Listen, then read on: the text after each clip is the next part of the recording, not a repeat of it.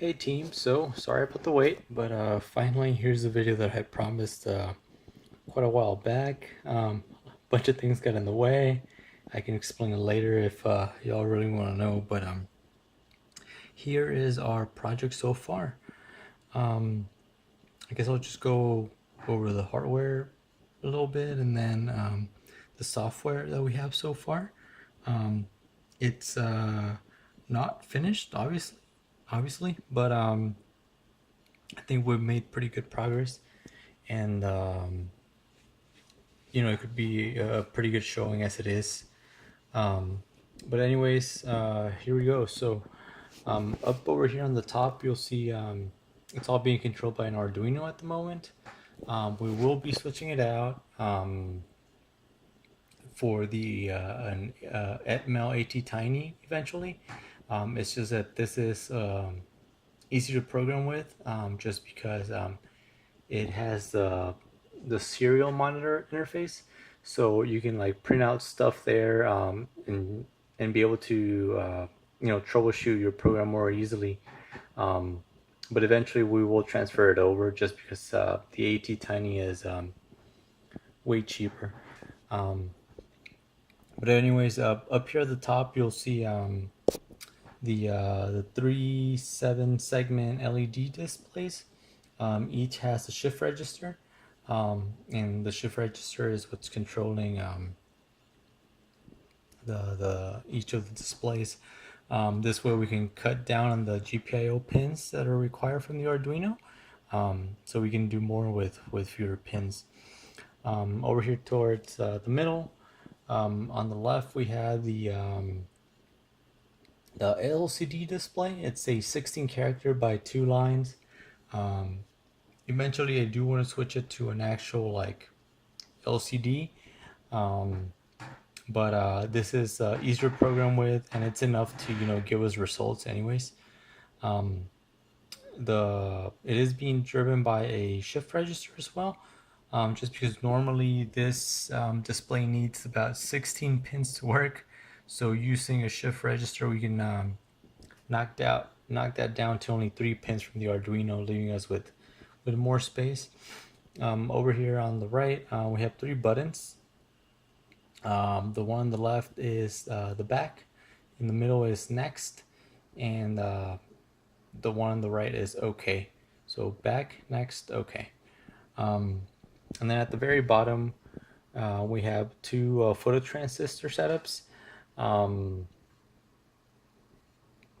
Currently, the only things that are working are the single laser, or should actually be called like pulse detector, which is very, very, very fast. It can detect um, pulses of down to 1 microsecond, which is very, very, very quick. And then we have the 2 laser setup, which actually calculates a distance, oh sorry, a speed based on a distance. So right now these two are set up 4 centimeters apart, so all the numbers are coming from there. And one more thing I wanted to mention is that these LED displays, as you can see, there's only 3 of them. So currently they can only display, obviously, numbers that are less than 999. But eventually, if one of you wants to step up and come up with a way to display bigger numbers, that would be pretty cool.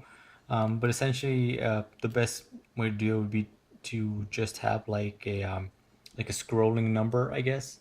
So if it's like 10,000, you just see the numbers scrolling by, those 3, and that would be like the cheapest way to display stuff. Again, our project is very modular, so we can add or remove things as needed. I don't have the SD card module attachment yet. It should be coming in the mail pretty soon, but there's libraries for that, so it's just a matter of importing them into the microcontroller. So there's not much that we have to do about that. As well as well, I guess let me go through the menu so you can see. So right now what I'm going to do is I'm going to reset the Arduino just so you can see the startup screen. I know it's a little tough to see, but here we go. So I'm going to reset. So welcome to Speed Sensor. which sensor will you use? So currently, or well, not currently, but eventually there's going to be four. The first one is laser, which again should probably be called pulse instead. And that just uses one single input, in this case, a single phototransistor, but it could just be like an input signal, like from whatever, from signal generator or anything that can output from 0 volts to 5 volts. And that mode, the laser mode, will measure how long the pulse was on, essentially, or off in this case, but it can be switched to either off or on. So yeah. Number two, which is a double laser, is the actual one that can calculate distance. So it'll calculate when the first light goes off, and then when the second light goes off, and then it'll calculate the time that it took for those two. And then again, based on this 4 centimeter distance, it'll calculate the speed at which the object was traveling. Number three is the Hall sensor, which again responds to magnetic fields. And that's used a lot in like vehicles to measure, wheel speed, or in a lot of mechanical engineering. They use Hall sensors just because they're super super accurate. I had a Hall sensor, and it was working, but I accidentally burned it. I connected it backwards. Um, so I'll be getting another one in the mail soon, but yeah. And the last one, I haven't tested it yet. Right now it doesn't do anything, but it'll be where the radar or the ultrasonic sensor will go. And basically what that does is we can use a microcontroller to send a pulse of sound, um, and then wait for it to come back. And depending on that time, we can calculate how fast an object was traveling towards the sensor.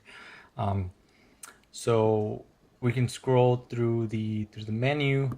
Um, it'll just kind of jump back. If you press back at any point, it'll just go back to one. There's no like left. You just kind of have to scroll through.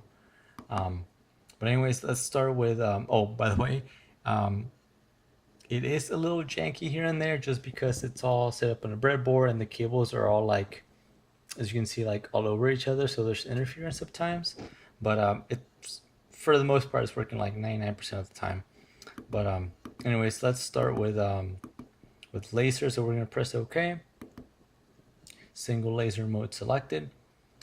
Ignore that time. So in this mode, it's just gonna calculate the time that this first laser was off. So oh, and sorry, the time is in microseconds. So yeah. So ignore most of those like super low ones, like in the 1,000 microseconds. Those are the like little errors that I was talking about. But for the most part, it is accurate. So I want to count, for example, to 3 seconds. Sorry, not that one. 1, 2, 3, and you see there it's about 3 million microseconds, which is the 3 seconds. We can try that again with like 5. So 1, 2, 3, 4, 5, and there you go. So it is extremely accurate. The fastest that I can get it with like the flick of a finger is in sub 2,000 microseconds. If it goes below like 1,000, that's probably an error. Sometimes it does that, but for the most part, it's pretty accurate. Again, I have tested it with pulses, with a function generator that I have over here, and it does work very very well. It's just what's going on right now. Sometimes the signal is not smooth enough, and so it detects various, like, you block it and it goes on off on off on off off, rather than just immediately off. So maybe adding some capacitors or something like that could smooth out the signal a little bit. But anyways, that's the pulse one.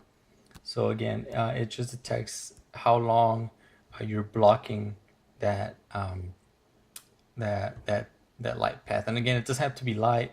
It can just be voltage signal of any sort. It'll calculate how long that pulse was on or off. So we're going to press the back button to go back to the menu. So let's try a double laser this time. Oops. So that's the little jankiness that I was talking about. Sometimes it does that. Let's see, is it going to work? There we go. Double laser mode selected. Again, it's a little janky, but oops. Does it want to work? Yes, no? Okay, I think it's working now. So this one, it's going to calculate the time that it takes for my finger to go through both sensors. So that one's off. That one's about right. All right, so it's a little janky. Let me try resetting it. Right, blah, blah, blah. Again, most of those problems are due to the interference, the wires just being over each other. I tried my best to use jumper wires rather than cables, but sometimes it's unavoidable. So again, let's go down to double laser. Again, I don't know why it's not agreeing with me. All of a sudden, there we go. Double laser mode selected.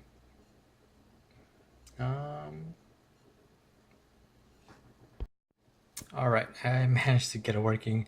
So, and that's another thing that happens right now is the code is not as clean as it could be. So there are a couple glitches, and what was going on there was that if the second light beam is even slightly broken before you choose this setting, it'll kind of slow down the whole thing for some reason. But anyways, it's working now. Double laser mode selected. So again, it'll calculate the time that it takes for my finger to go through both lights. So you see about 28,000 microseconds. Ignore that one. 5,000, 2,000, 4,000, 3964 microseconds. So it is pretty accurate. The times that you see errors are essentially when my finger crosses the light, but not like completely. So the signal goes down a little bit, but not quite to zero. So it gives errors. But as long as you cross both lights, fully cover the phototransistor, it'll work perfectly. So yeah, this is when it crosses two of them. So now we can go back, and again, these will show you messages, but they don't actually do anything. So Hall sensor mode selected, but it just stays there. So you have to go back, and same thing, but radar. It'll just radar more selected, but it doesn't actually do anything. We can go back to the first one. Oops, there we go. So look, even though that is probably a mistake, you see that the 7-segment displays do indeed work, and they do indeed show the right number. It's just that if it's above 1,000, it'll show ERR or error. But 2,000. So it's pretty stable. It's just there's glitches every now and then. We can go back, double laser again. So you see how it's not freezing now anymore, and that's because again, before the second laser beam was not quite 100% in line, and so it just creates glitches. Obviously, this is all on a breadboard, and as you can see, I'm holding the phototransistors with some wire, so this is not like super straight, and that's why those glitches happen. But eventually, in the finalized setup, it'll be perfectly straight, and those things won't occur. And that's kind of why I have those two LEDs over there, just to let me know that the laser beams are perfectly aligned. But that's about it. Go back. The code for the Hall sensor